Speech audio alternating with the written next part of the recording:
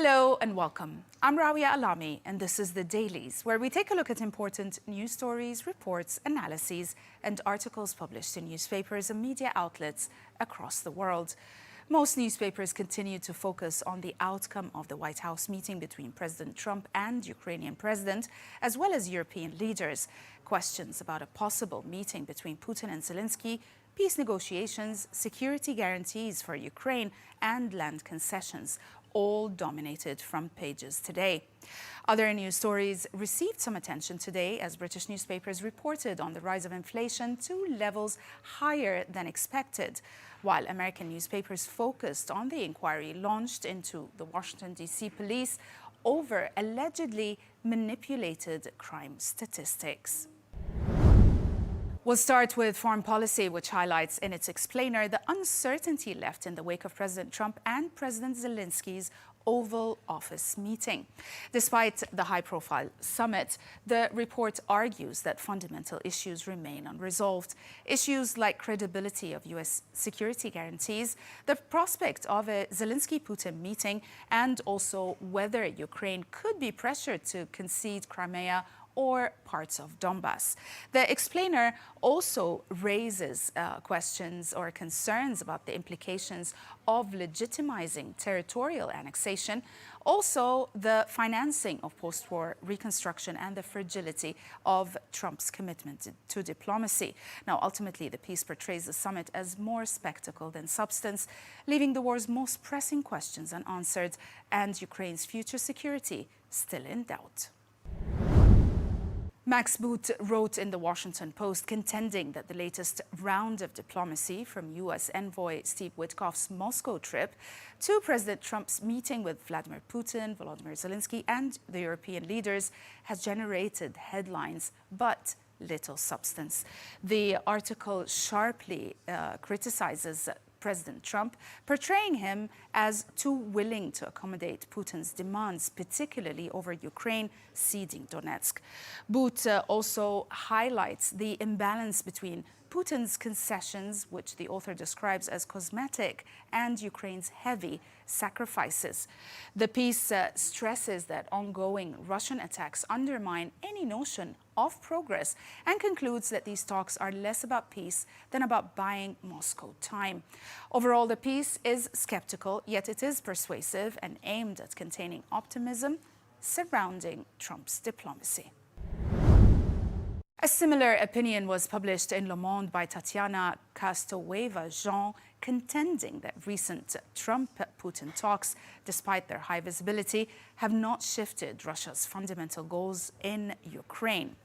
The author also highlights how Vladimir Putin emerged from the Alaska summit symbolically strengthened, with Trump leaning towards a comprehensive agreement, favoring, of course, Russian demands, which is recognition of Crimea, exclusion of Ukraine from NATO and cultural concessions.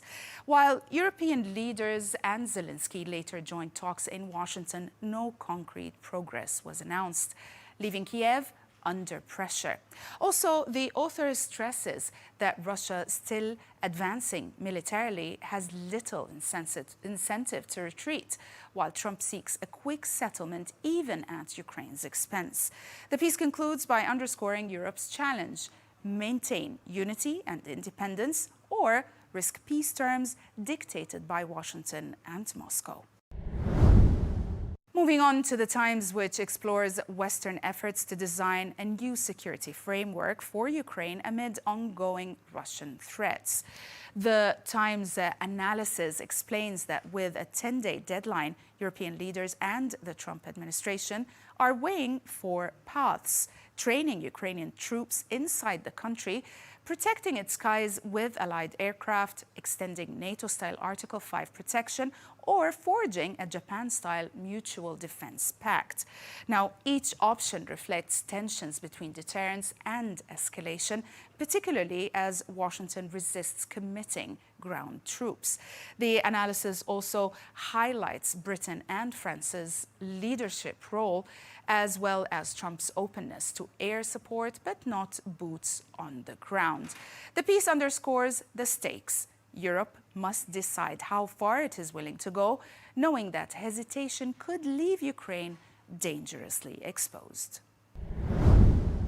The Telegraph reported today on how Finnish President Alexander Stubb positioned his country as a central player in Ukraine peace negotiations.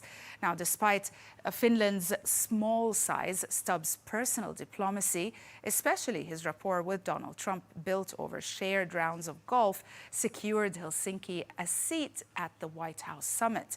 The article also highlights Finland's historic tensions with Russia, its 2023 NATO membership, and also its credibility as a frontline state with an 800-mile border with Russia. Analysts note that Stubb's assertiveness, more than Finland's institutional weight, explains its sudden prominence. By combining personal charm with Finland's strategic importance, Stubb has carved out a unique role as a mediator between Trump, European leaders, and Zelenskyy. The New York Times published a report examining President Trump's bold claim that he has resolved 6 and possibly 7 global conflicts. The report highlights his peace efforts in regions including Armenia and Azerbaijan, Congo and Rwanda, India and Pakistan, Israel and Iran, Cambodia and Thailand, and the Nile water dispute between Egypt and Ethiopia. While Trump presents himself as a peacemaker, the article notes that many of these agreements are fragile, disputed, or incomplete, with violence continuing in some areas. Also, his use of economic threats and high-profile diplomacy has produced temporary pauses, but also left deeper issues unresolved. The piece portrays Trump as eager for recognition, possibly even a Nobel Prize, while raising doubts about the durability of his achievements. In an exclusive, the Wall Street Journal reveals that Elon Musk might be retreating from plans to launch the America Party. Initially pitched as an alternative for voters disillusioned with Democrats and Republicans, the party now appears stalled as Musk prioritizes his companies and avoids also fracturing ties with GOP leaders, especially Vice President J.D. Vance. The report also underscores Musk's influence. He spent nearly $300 million in 2024 to boost Trump and Republicans and may instead channel resources towards Vance's possible 2028 run. Now, the piece also highlights skepticism from political operatives who note Musk has made little organizational effort.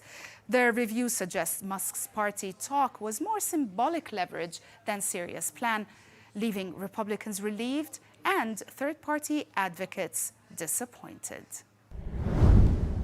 Moving on to the Middle East, Abdurrahman al-Rashid wrote in Al-Sharq al-Awsat examining perceptions of Israeli Prime Minister Benjamin Netanyahu as a uniquely aggressive leader during the Gaza war, arguing that he reflects broader Israeli consensus rather than acting independently. Al-Rashid asserts that previous prime ministers like Golda Meir, Menachem Begin, Yitzhak Shamir, Ariel Sharon similarly pursued hardline policies and faced criticism, yet they represented the mainstream. The piece also emphasizes that Netanyahu's decisions, including military actions in Gaza, Lebanon, Yemen, and against Iran, enjoy significant public and institutional support. Leftist and moderate voices have waned since the Hamas attack of October 2023, consolidating popular backing for strong security measures. And the article stresses that understanding Israeli public opinion is critical for meaningful engagement and for Palestinian strategy, rather than focusing solely on Netanyahu's personal policies. Arab Kainon wrote in the Jerusalem Post examining Israel's strong responses to international moves towards recognizing a Palestinian state. He frames these reactions through the lens of Isaac Newton's third law: for every action there is an equal and opposite reaction. The article details Israel's decision to resume construction in the E1 corridor, also to revoke visas and potentially close the French consulate in Jerusalem. portraying these as defensive measures to protect its own interests. Kenon also argues that Israelis perceive Palestinian statehood, especially after past violence and also the Second Intifada, as an existential threat.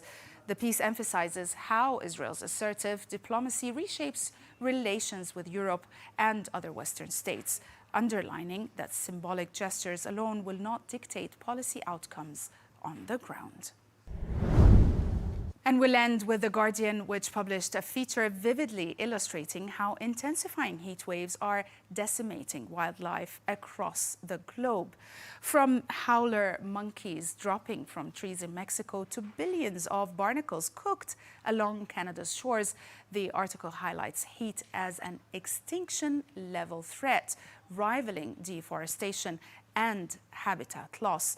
Drawing on new research, the report shows tropical bird population have plunged up to 38% in 70 years, while small mammals face collapsing fertility. The piece also underscores varied resilience. Barnacles rebound quickly, but slower producing species may take decades to recover. The piece also conveys the urgency of climate-driven biodiversity loss, making clear that extreme heat, once overlooked, is now a central driver of the age of extinction. That's it for today. Thanks for watching.